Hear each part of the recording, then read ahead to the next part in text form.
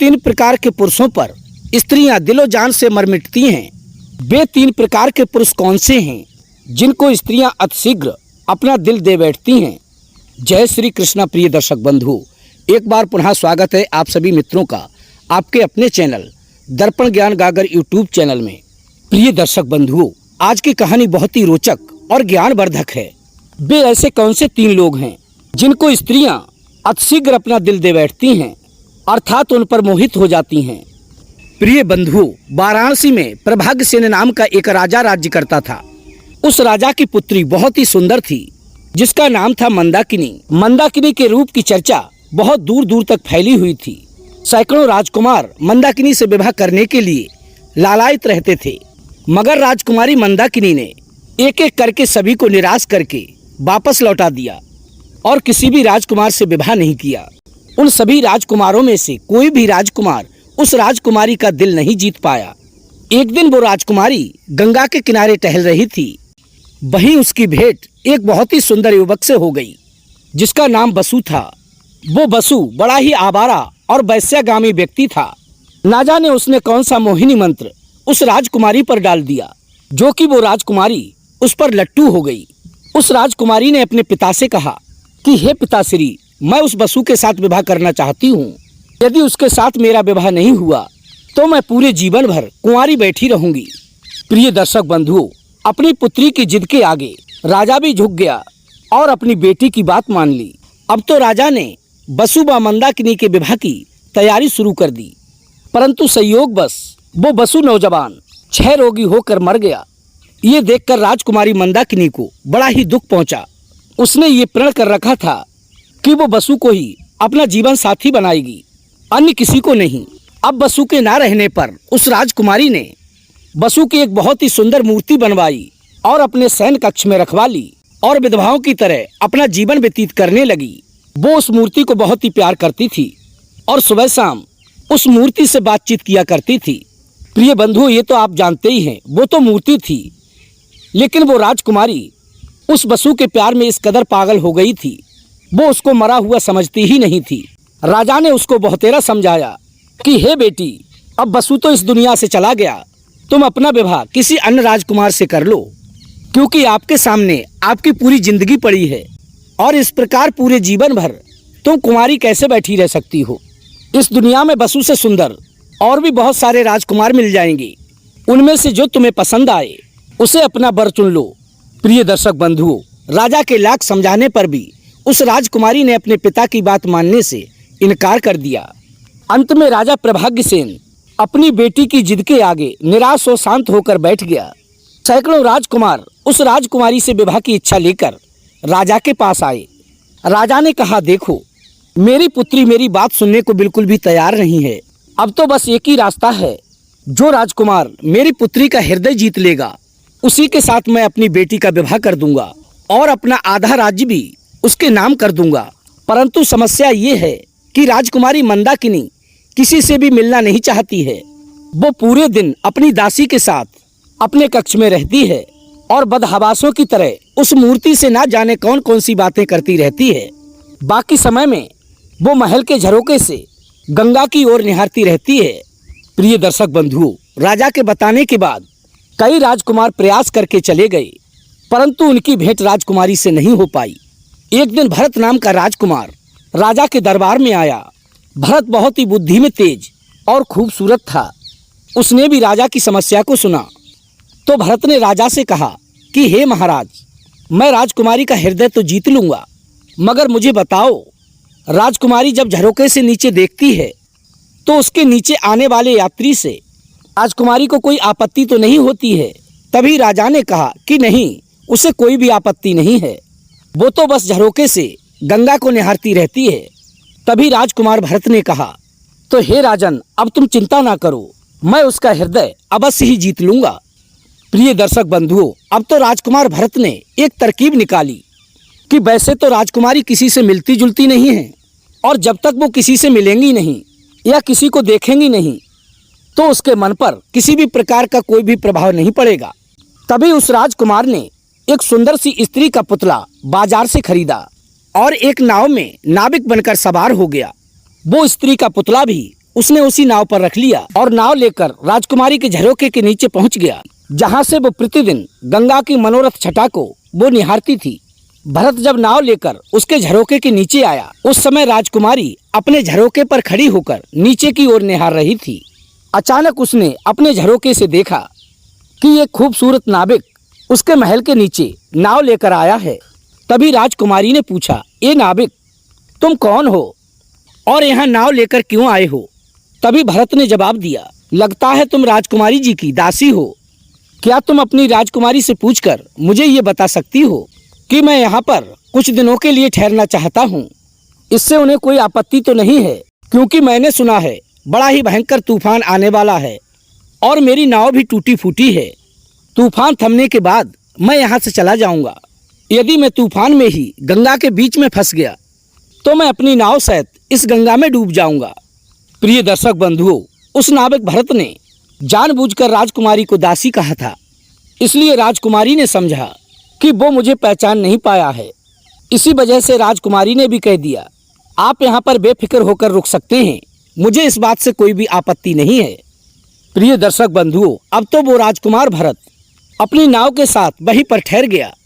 काफी देर हो गई।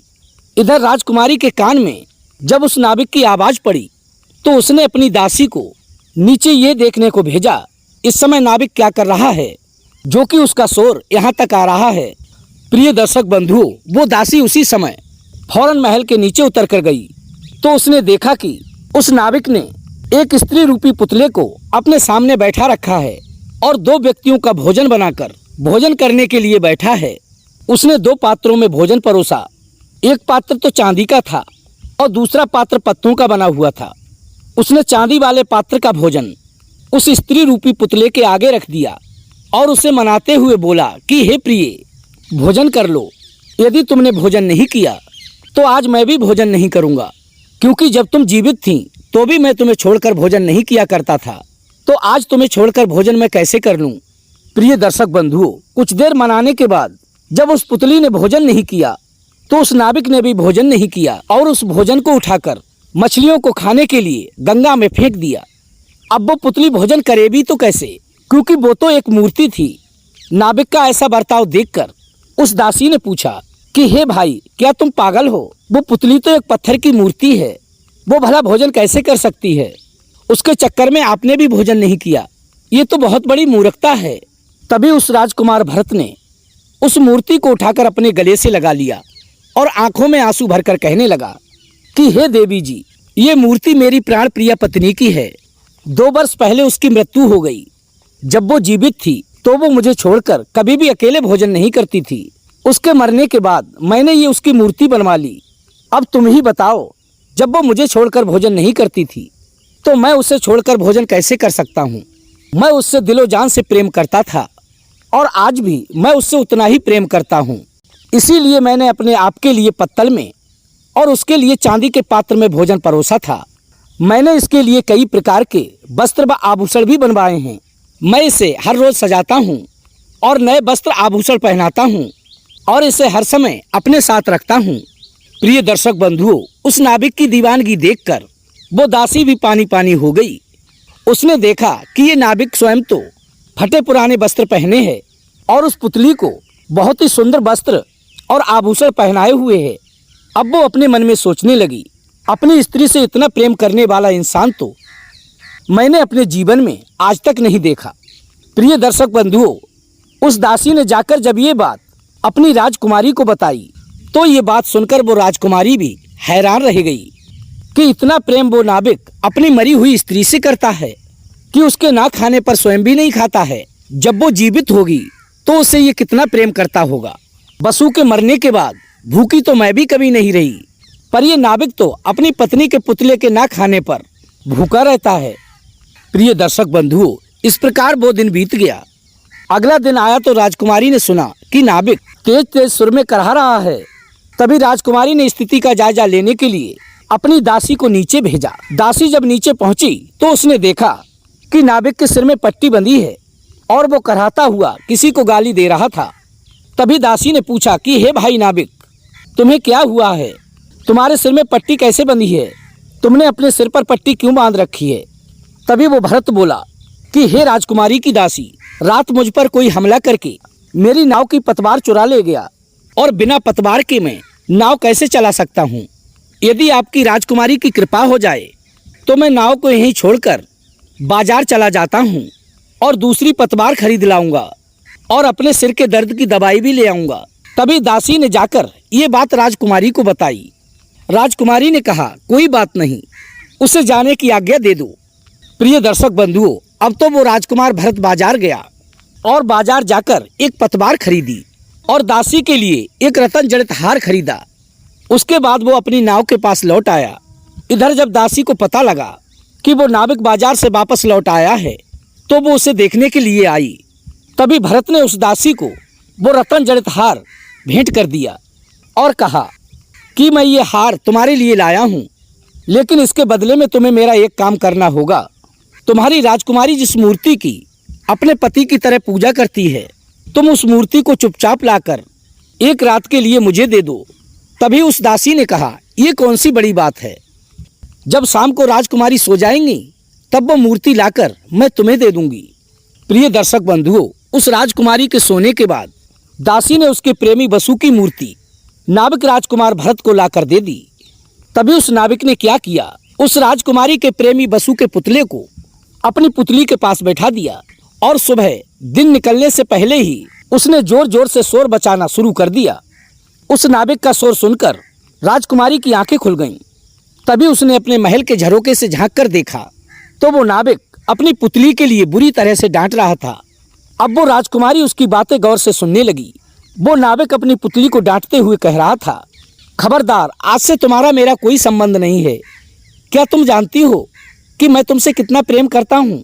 तुम्हारे मरने के बाद आज तक मैंने दूसरा विवाह भी नहीं किया। हमेशा तुम्हें अपने सीने से लगा कर रखता हूँ और पागलों की तरह प्रेम करता हूँ। यदि तुमने भोजन नहीं खाया तो मैंने भी भोजन नहीं खाया।